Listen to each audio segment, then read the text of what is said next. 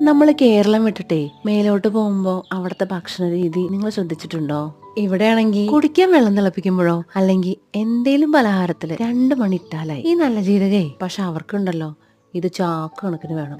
അവിടെയാണല്ലോ കൃഷി, ചിലപ്പോ അതുകൊണ്ടായിരിക്കും. ഇനിയിപ്പോ ഈ ജീരകത്തിന്റെ അമിത ഉപയോഗം കൊണ്ടായിരിക്കോ അവർക്ക് ഇത്ര നിറവും സൗന്ദര്യവും? അങ്ങനെയാണെങ്കിൽ ജീരകം നമുക്കും വേണ്ടി വരും. എന്തിനപ്പൊ കുറയ്ക്കണേ? എന്തുണ്ടാക്കുമ്പോഴും അങ്ങോട്ട് വാരിയിട തന്നെ. അതിപ്പോ ബ്രേക്ക്ഫാസ്റ്റ് ആയാലും കറി ആയാലും എന്തിന് ചോറ് വെക്കണ വെള്ളത്തിലും അങ്ങോട്ട് ഇട്ടേക്ക്.